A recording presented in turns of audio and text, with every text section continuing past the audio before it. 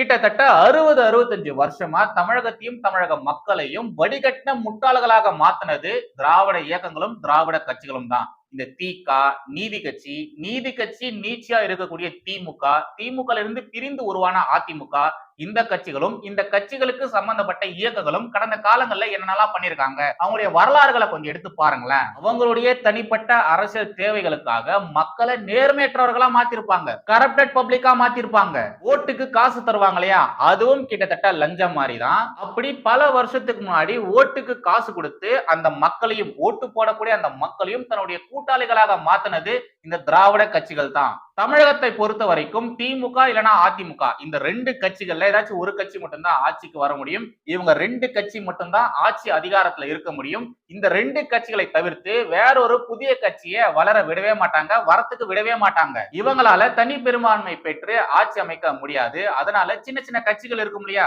இந்த விசிக, கம்யூனிஸ்ட், மதிமுகன்னு இவங்கள மாதிரி சின்ன சின்ன கட்சிகளை தன்னுடைய கூட்டணிக்குள்ள இவங்க சேர்த்துப்பாங்க. அந்த சின்ன சின்ன கட்சிகளை தன்னுடைய கூட்டணிக்குள்ள சேர்த்துக்கிட்டு தான் இந்த திமுக, அதிமுக இந்த ரெண்டு திராவிட கட்சிகளும் ஆட்சி அதிகாரத்துக்கு வருவாங்க. இவங்க ஆட்சி அதிகாரத்துக்கு வந்ததுக்கு அப்புறமாவும் கூட்டணியில இருக்கக்கூடிய அந்த சின்ன சின்ன கட்சிகளை வளர விட மாட்டாங்க. இதுவரைக்கும் தமிழக அரசியல் வரலாற்றிலேயே இந்த கூட்டணி கட்சிகளுக்கு எந்த ஒரு மதிப்போ இந்த திமுகவோ அதிமுகவோ கொடுத்ததே கிடையாது. ஆட்சியிலும் பங்கு தர மாட்டாங்க, அதிகாரத்திலும் பங்கு தர மாட்டாங்க. வின் பண்றதுக்கு மட்டும்தான் அந்த சின்ன சின்ன கட்சிகளை தன்னுடைய கூட்டணிக்குள்ள வச்சுப்பாங்க. இப்ப வரைக்கும் கூட்டணி கட்சிகளுக்கு ஆட்சியில பங்கோ அதிகாரத்துல பங்கோ கொடுத்ததே கிடையாது. ஒரு படி மேல போய் இந்த கூட்டணி கட்சிகளை ஒரு கொத்தடிமை மாதிரி தான் இவங்க எல்லாருமே ட்ரீட் பண்ணுவாங்க. இந்த விவகாரத்துல கொஞ்சம் வித்தியாசமா ரொம்ப தைரியமா இருந்த ஒரு மாற்று அரசியல் தலைவர் யாருன்னா அது விஜயகாந்த் மட்டும்தான். அதிமுக மூலியமா வெற்றி பெற்று எதிர்கட்சியா ஆகியிருந்தாலும், எதிர்கட்சி தலைவர் அவர் ஆயிருந்தாலும், சட்டசபையில அதிமுகவுக்கு எதிராக ரொம்ப தைரியமாவே கேள்விகள் கேட்டாரு. ஒரு எதிர்கட்சி எப்படி செயல்படணுமோ அப்படி தேமுதிக செயல்பட்டது, ஒரு எதிர்கட்சி தலைவர் எப்படி இருக்கணுமோ அத மாதிரி திரு விஜயகாந்த் அவர்கள் இருந்தாரு.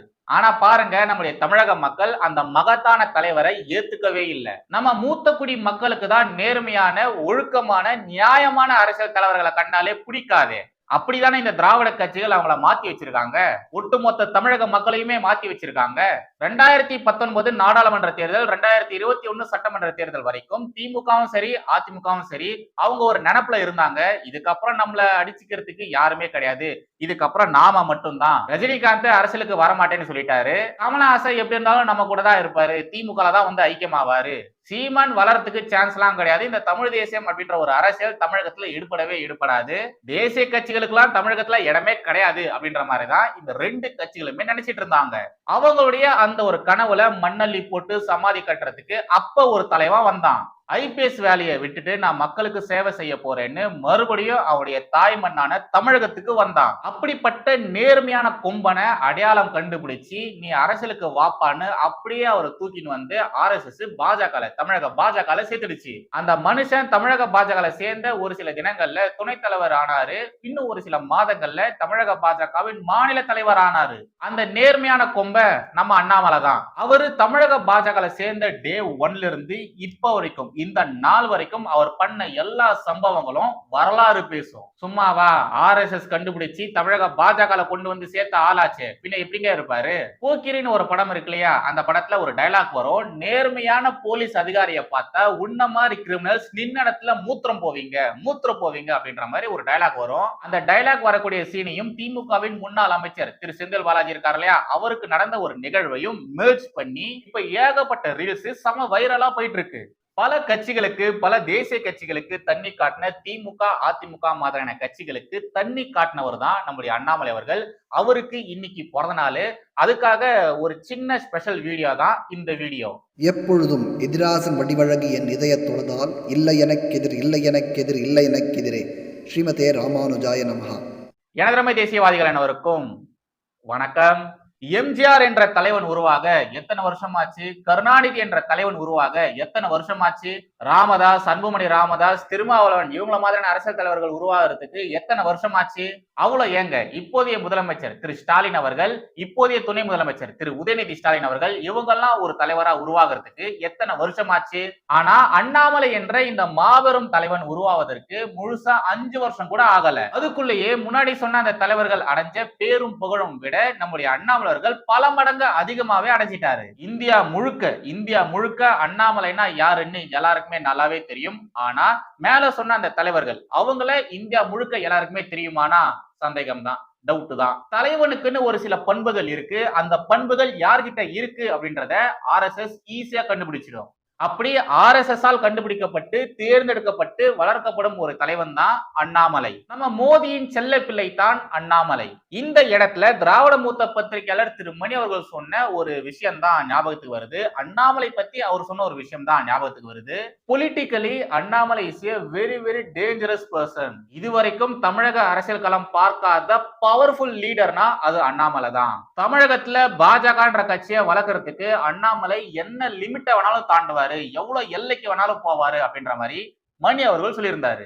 சார் RSS வளர்ப்பு சார், RSS வளர்ப்பு அப்படிதான் இருக்கும். இவ்வளவு நாள் நீங்க அண்ணாமலையை பார்த்தது எல்லாமே வெறும் ட்ரைலர் தான். இதுக்கப்புறமா தான் அண்ணாமலையுடைய ருத்ர தாண்டவத்தை நீங்க எல்லாருமே பார்க்க போறீங்க. அதுக்குள்ளேயே இப்படிலாம் கதறனா எப்படி? கதறதுக்கு கொஞ்சம் மிச்சம் வையுங்களேன். ஏன் ஒட்டுக்கா ஒரே நேரத்துல கதறி முடிச்சிடுறீங்க? இன்னும் நீங்க அண்ணாமலையை ஒரு பொசிஷனுக்கு வந்தே நீங்க பார்க்கல. அவர் வெறும் பதவியில மட்டும்தான் இருந்திருக்காரு, கட்சியின் பொறுப்புல மட்டும்தான் இருந்திருக்காரு. இன்னும் அவரு ஆட்சி அதிகாரத்துக்கே வரல. ஆட்சி அதிகாரத்துக்கு வரதுக்கு முன்னாடியே நீங்களா இப்படி கதறீங்கன்னா அந்த மனுஷன் ஆட்சி அதிகாரத்துக்கு ஒரு இடத்துக்கு வந்து ஒரு சீட்ல உட்கார்ந்தாருன்னா இன்னும் நீங்க என்னென்னலாம் பேசுவீங்க, இன்னும் எப்படி எல்லாம் கதறுவீங்க? ரைட். இப்போ நான் அண்ணாமலையுடைய ஒரு பழைய வீடியோவை கொண்டு வந்திருக்கேன். பேசிக்கலி பர்சனலி நான் ஒரு ஆன்மீகவாதியா இருக்கக்கூடிய ஒருத்தரை தான் நான் தலைவன் மாதிரி பார்ப்பேன். மோடி, அமித்ஷா, யோகி, ரஜினிகாந்த் இவங்க எல்லாருமே நான் ஃபாலோ பண்றதுக்கான காரணம் அரசியல் ரீதியாகவும் சித்தாந்த ரீதியாகவும் ஒரு சில காரணங்கள் இருந்தாலும் அதுக்கெல்லாம் மேல அவங்க எல்லாருமே நல்ல சிறந்த ஆன்மீகவாதிகள். அதனால மட்டும்தான் நான் அவங்கள ஃபாலோ பண்றேன். அவங்கள மாதிரி தான் அண்ணாமலையும் ஒரு மிக சிறந்த ஆன்மீகவாதி. அப்புறம் கடவுள் நம்பிக்கை இருக்கிறவங்க, கோவிலுக்கு போறவங்க இவங்க எல்லாம் ஆன்மீகவாதி கிடையாது. நம்முடைய ஆன்மீகத்துல நம்முடைய தர்மத்துல இருக்கக்கூடிய தத்துவங்களை தெளிவா எடுத்து சொல்லணும். அந்த ஞானமானது அவங்களுக்கு இருக்கணும். ஏன், எதுக்கு, எப்படின்னு கேள்வி கேட்டா அதுக்கான பதில்களை தெளிவா எடுத்து சொல்லணும். அப்படி சொல்றவங்க தான் ஆன்மீகவாதி. அந்த ஞானமானது நம்முடைய அண்ணாமலை அவர்கள்கிட்ட நிறையவே இருக்கு. ஒரு விஷயத்தை பத்தி அவர் எடுத்து பேசுறாருன்னா ஜஸ்ட் மேலோட்டமாலாம் சொல்ல மாட்டாரு. அதுக்குள்ள என்ன இருக்கு அப்படின்றத டெப்தா போய் பேசுவாரு. படிக்காத பாமர மக்கள் முதல் படிச்ச மேதைகள் வரைக்கும் எல்லாருக்குமே அவர் சொல்லக்கூடிய விஷயங்கள் தெளிவா புரியுற மாதிரி சொல்லுவாரு. அப்படியே அண்ணாமலர்கள் கொஞ்சம் வருஷத்துக்கு முன்னாடி பேசின ஒரு அற்புதமான வீடியோவை தான் நான் உங்களுக்காக கொண்டு வந்திருக்கேன். இந்த வீடியோவை பார்க்கும்போது கண்டிப்பா உங்க எல்லாருக்குமே கூஸ் பம்ப்ஸ் வரும். அப்படிப்பட்ட ஒரு ஸ்பிரிச்சுவல் கருத்தை தான் அண்ணாமலர்கள் இந்த வீடியோல பேசிப்பாரு. சோ தயவு செய்து ஃபுல்லா இந்த வீடியோவை பாருங்க. அண்ணாமலை என்ன சொல்றாரு அப்படின்றத முழுசா உள்வாங்குங்க. மிக அற்புதமான இந்த புத்தகம்.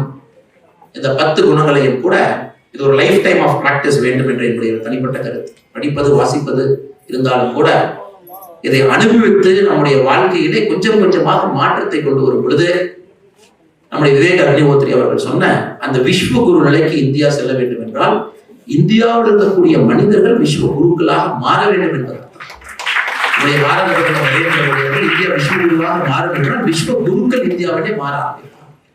வாழ்க்கையிலே தான் செய்கின்ற வேலையிலே ஒரு ஒழுக்கம், ஒரு நேர்மை, ஒரு நெஞ்சுரத்தினுடைய செயல்பாடுகள் எல்லாம் வரும் பொழுது நம்ம விஸ்வ குருக்களாக மறுபடியும் தலையெடுப்போம்.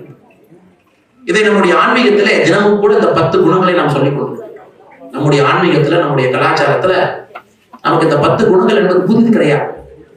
அதை ப்ரொஃபசர் முகுந்த் அவர்கள் மிக தெளிவாக சொன்னார்கள். நான் ஒரு ப்ரொஃபசர் மாதிரி வந்து கண்டுபிடித்து சொல்லல, இருப்பதை எடுத்து உங்களுக்கு வெளிச்சம் போட்டு காட்டுவது ஒரு குருவினுடைய வேலை. அந்த குருவாக அந்த வேலையை செய்கின்றேன்.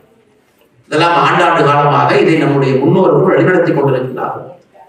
எனக்கு ஒரு சிறந்த உதாரணமாக தோன்றியது நம்முடைய சபரிமலையில் இருக்கக்கூடிய ஐயப்பனுக்கு நாம் செல்வோம். இங்க இருக்கிற நிறைய பேர் ஐயப்பனுக்கு போவோம்.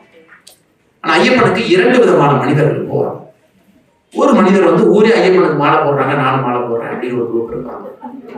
மாலை போட்டுட்டு எல்லாத்தையும் சொல்லுவாங்க, இல்ல நான் விரதம் இருக்கேன். ஏன் விரதம் இருக்கீங்க? ஏன் தாடி விட்டுருக்கீங்க? ஏன் ஷேப்ல ஐயப்ப கோயிலுக்கு போறேன். அப்புறம் ஐயப்ப கோயிலுக்கு போகும்போது காரில் உட்காந்து பாத்தீங்கன்னா பாட்டெல்லாம் கேட்டுக்கிட்டு சிப்ஸ் பாக்கெட் எல்லாம் வாங்கி வச்சுக்கிட்டு நம்முடைய ஆன்மீகம் வந்து இந்த அளவுக்கு மாறி இருக்குது என்பதற்காக ஒரு வருத்தத்தோடு பதிவு செய்கிறேன். அதை போல ஆனா அந்த ஐயப்பன் கோயிலுக்கு விரதம் போவதே இந்த 10 குணங்களை உங்களுக்கு அவ்வப்போது ஞாபகப்படுத்துவதற்காக வருடத்திற்கு ஒரு முறை ஞாபகப்படுத்தினா இந்த 10 குணங்களுமே உங்களுடைய வாழ்க்கையில் இருக்க.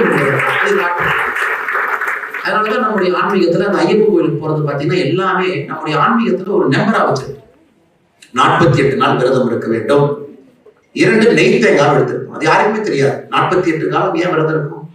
முன்னோர்கள் விரதம் இருந்தாங்க. அதன் பின்பு என்னுடைய தந்தையார் விரதம் இருந்தார். இப்ப 4 விரதம் இருக்கு. எத்தனை 40 நாள் ஆச்சு. எதுக்கு 2 நெய் தேங்காய், ஏன் 3 நெய் தேங்காய் இல்லை?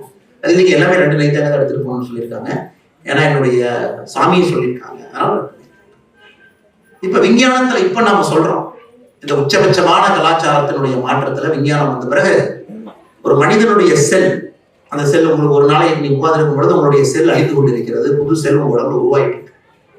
அது 48 நாள் ஒரு மண்டலம் முழுமையாக முடிவடையும் பொழுது உங்க உடம்புல இருக்கக்கூடிய எல்லா செல்லுகளுமே அழிந்து 48 நாளுக்கு ஒரு முறை புதிய செல்கள் உங்க உடம்புல 48 days ஒரு செல் ரீஜெனரேஷன்.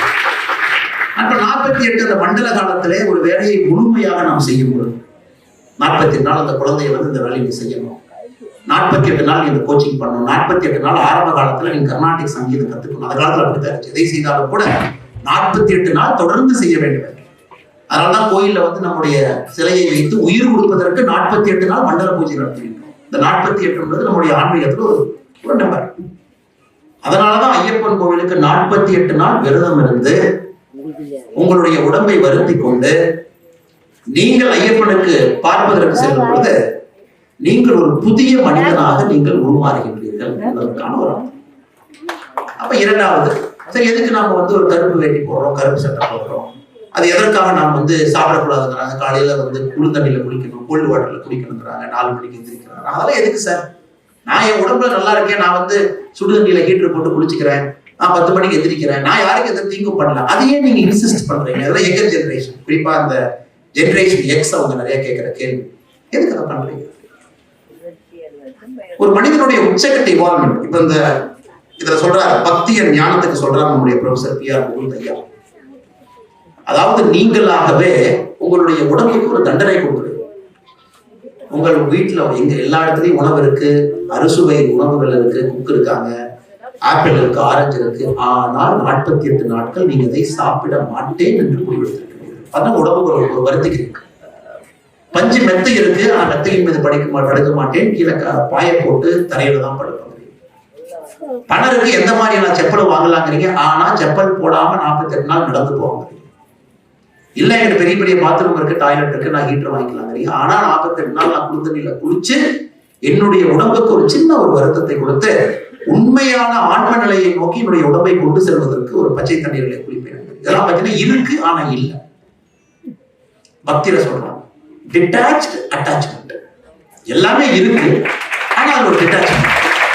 இதை 48 நாட்கள் முழு நேரமாக செய்யும் பொழுது நீங்கள் ஒரு புதிய மனிதனாக மாறி உங்களுடைய அந்த உணர்வு, எண்ணம், அந்த ஆக்ரோஷம், ஈகோ, ஒரு மனிதன் இருக்கக்கூடிய பொறாமை, அதெல்லாம் வெளியே கொப்பளிச்சு 48 நாள் வெளியே தூக்கி போட்டுட்டு 2 நெய் தேங்காய் எடுத்து கட்டிக்கிட்டு கிளம்புறீங்க. 48வது நாள் காலையில சபரிமலை நோக்கி பம்பையிலையோ பெருவழி பாதையிலையோ போகும் பொழுது எதற்கு அந்த 2 நெய் தேங்காய்? அந்த 2 நெய் தேங்காய் கூட உங்களுக்கு உணர்த்துவதற்காக அந்த தேங்காயை உடைச்சு அதுக்குள்ள நெய்யை ஊத்தி அதை நீங்க எடுத்துட்டு போகும் பொழுது ஆண்டவன் உங்களுக்கு சொல்லுகின்றான், உன்னுடைய உடம்பு என்பது ஒரு சரீரம். அன்னமய கோஷம் பேசும்பொழுது அவங்க சொன்னாங்க, சரீரான ஒரு வார்த்தையை பயன்படுத்துறாங்க. உன்னுடைய உடம்பு என்பது எந்த நேரத்திலும் கூட சுக்குநூறாக உடையப்பட்டு தூக்கி எறியக்கூடிய ஒரு பொருள். அதற்காகத்தான் அந்த தேங்காய். அந்த தேங்காவை ஐயப்பனை பார்ப்பதற்கு முன்னால் சுக்குநூறாக உடைத்து விட்டு நீ 12ஆம் படியில் ஏற வேண்டும் என்பதற்காக அந்த தேங்காவை கொண்டு போறேன். ஏன்னா உடம்பை பிரதிபலிக்கிறது. அந்த உடம்புக்கு இருக்கிற நெய் எதுக்கு? நெய் என்பது உங்களுடைய ஆன்மா. ஐயப்பனை அந்த நெய்யை கொண்டு போய் நான் சுத்தப்படுத்தி ஐயப்பனுக்கு அந்த நெய்யை படைத்து விட்டு நெய்யை திரும்ப கொண்டு வரும் பொழுது என்னுடைய ஆன்மாவை சுத்தப்படுத்தி 48 நாட்கள் அந்த மண்டல விரதத்திலிருந்து ஒரு புதிய மனிதனாக வருகின்றேன். இதுல எங்க ஹிந்து வந்துச்சு? இதுல எங்க ஹிந்து ரிலீஜன் எங்க வந்துச்சு? ஹிந்து வாழ்வியல் முறை இதுல வந்திருக்கும் தவிர ரிலீஜன் என்பது கோட்பாடு. ஒரு நாளைக்கு இத்தனை டைம் சாமி கும்பிடணும், இப்படித்தான் நீ வரணும், ஒரு நாள் வாரத்தில் இருக்கக்கூடிய ஒரு நாள் காலையில நீ யாரையோ பார்க்கணும், அவங்ககிட்ட போய் நீ பேசணும், அது கோட்பாடு. இது ஒரு வாழ்வியல் முறையில நம்முடைய முழுவதும் பஞ்சபூதங்களோடு இணைத்து உங்களுடைய குணங்களை நெறிமுறைப்படுத்தி நல்ல ஒரு மனிதனாக உருவாக்குவதற்காக இது போகும்போது தேங்காய் எல்லாம் சுக்குநூறாக உடைத்து விட்டு அந்த நெய்யை எடுத்துட்டு போறீங்க. அது அந்த 18ஆம் படிக்கு அதுக்கு ஒரு சிம்பாலிசம் 18 பொருட்கள் 11 விஷயங்களை விட வேண்டும், 7 விஷயங்களை நாம் ஏற்றுக்கொள்ள வேண்டும். 20 நாளைக்கு அது பெரிய சப்ஜெக்ட். நீங்களும் உணர்வீங்க படிப்பீங்க. அதற்கு 18 அப்படிங்கிறது. அதையெல்லாம் தாண்டிய பிறகு விவேக் அக்னிஹோத்ரி என்ன சொன்னார்? ஐயப்பனை பார்ப்பதற்கு முன்பு முதலாக நீங்கள் ஐயப்பன் கோவிலை பார்ப்பது தத்மவசி என்கின்ற ஒரு வார்த்தை. நம்முடைய உபநிஷத்துல வரக்கூடிய 3 மகாகாவியத்துல இது ஒரு மகாகாவியம்.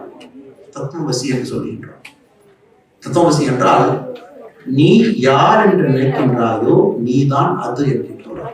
இது நம்முடைய பிலாசபிக்கல் தாட், நம்முடைய சித்தாந்தத்தில் உச்சகட்ட சித்தாந்தம். உன்னையே கடவுளாக பார்த்துக் கொள்வதற்கு உரிமை கொடுக்கக்கூடிய ஒரு சித்தாந்தம் இந்து வாழ்வியல் முறை. நீ என்ன ஆக வேண்டும் என்று நினைக்கின்றாயோ நீ ஆகிவிட்டால் பகவத்கீதையில ஐயா சொல்லிட்டாங்க புத்தகத்தை. அந்த தத்துவமசி அப்படிங்கிற வார்த்தையை பார்த்துட்டு கொடிக்கம்பத்துல சரியாக அது பதிந்திருக்கும். கொடிக்கம்பத்திற்கு பின் அதை பார்த்து விட்டு ஐயப்பனை பார்க்கும் பொழுது ஐயப்பன் என்ன சொல்லுகின்றான்? உன்னை பார்ப்பதற்காக நான் இங்கே காத்திருக்கின்றோம் தவிர என்னை பார்ப்பதற்காக நீ வரவில்லை. காரணம், என்னை பார்ப்பதற்கு கடவுளாக நீ வந்திருக்கின்றான். 48 நாள் மாறிட்ட, மண்டலத்து விரதத்தை முடிச்சாச்சு, உடம்புல இருக்கக்கூடிய செல் எல்லாம் மாறிடுச்சு, மில்லியன்ஸ் ஆஃப் செல்ஸ், புது செல். உன்னுடைய காமம், கோபம், ஆக்ரோஷம் எல்லாத்தையும் விட்டுட்ட, எனக்காக நீ விரதம் இருந்து நடந்து வந்திருக்கிற. அப்ப நீ கடவுள். உன்னை பார்ப்பதற்காக இந்த சபரிமலையிலே அந்த ஐயப்பன் காத்திருக்கின்றான் ஒரு வேடனாக என்பது பொருள். அது இந்த இந்து வாழ்க்கையில் அதை காலகாலமாக அன்னை காலமாக அதை கொண்டு வந்து அது சரியாக இருக்கும் வரை நம்முடைய குணங்கள் என்பது சரியாக இருந்துச்சு. எந்த குணங்களுமே மாறும். ஞானம் இருந்தது, பக்தி இருந்தது, வைராகியம் இருந்தது, யோக நிலைகளை சரியாக இருந்தது, கடைசி நிலை பலம் வரை இருந்தது. அதை நம்முடைய குரு திரு முகுந்த் அவர்கள் இன்று மறுபடியும் அந்த புத்தகத்தின் மூலமாக நமக்கு அதை ஊர்ஜிதம் செய்யலாம். என்ன நீங்க பண்ணுங்க. இதுவரைக்கும் இந்த அளவு தெளிவா ஒரு ஆன்மீக கருத்தை தமிழகத்துல எந்த ஒரு அரசியல் கட்சி தலைவரும் பேசினதே கிடையாது, அண்ணாமலை அவர்களை தவிர்த்து.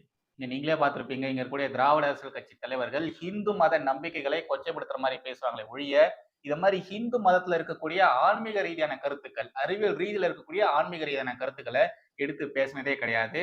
கல்யாணத்துக்கு போவாங்க, அந்த கல்யாணத்துக்கு போன புறமாவும் கூட அது ஹிந்து கல்யாணமா இருந்தாலும் கூட ஹிந்து தர்மத்துல இருக்கக்கூடிய அந்த சடங்குகளை பற்றி ரொம்ப ரொம்ப மோசமா, தரைக்குறைவா, கொச்சையா தான் பேசுவாங்க. அது மாதிரி நம்ம எவ்வளவு இன்சிடென்ட்ஸா பார்த்திருக்கோம். தமிழகத்திலே எவ்வளவு இன்சிடென்ட்ஸ் நம்ம பார்த்திருக்கோம். இது மாதிரி திராவிட அரசியல் கட்சி தலைவர்கள் ஹிந்து மதத்தையும் ஹிந்து மதத்துல இருக்கக்கூடிய விஷயங்களையும் கொச்சைப்படுத்தி பேசினதை மட்டும்தான் நம்ம இவ்வளவு நாள் பார்த்திருந்தோம். ஆனா தமிழகத்துல இருக்கக்கூடிய இது மாதிரியான ஒரு தலைவர் நம்ம ஹிந்து தர்மத்துல இருக்கக்கூடிய ரொம்ப ரொம்ப மேம்பட்ட கருத்துக்களை குறித்து பேசினதை நம்ம இது வரைக்கும் பார்த்ததே கிடையாது. ஃபர்ஸ்ட் டைம் அண்ணாமலை அவர்கள் தான். அண்ணாமலை அவர்கள் மட்டும்தான் இது மாதிரிலாம் பேசியிருக்காரு. தமிழக பாஜகலயே இன்னும் நிறைய பேர் இருக்காங்க. ஆனா அண்ணாமலை அவர்கள் பேசின மாதிரி இவர் இப்ப சொன்னார் இல்லையா, இது மாதிரியான கருத்துக்களை வேற எந்த தலைவரும் பேசினதே இல்லை. அவ்வளவு டீப்பா போய் அதோடைய ரீசன்ஸ் எல்லாம் சொன்னதே கிடையாது. மறுபடியும் திரு அண்ணாமலை அவர்களுக்கு பிறந்தநாள் வாழ்த்துக்களை தெரிவிச்சுக்கிறேன். நாம எல்லாருமே ஆசைப்படுற மாதிரி இந்த புனித நாட்டின் பிரதமராகிறதுக்கு நாம எல்லாருமே இறைவனை வேண்டிக்கலாம். மறுபடியும் அடுத்த ஒரு வீடியோவில் சந்திக்கிறேன். நன்றி, வணக்கம். ஜெய்ஹிந்த். வந்தே மாதரம்.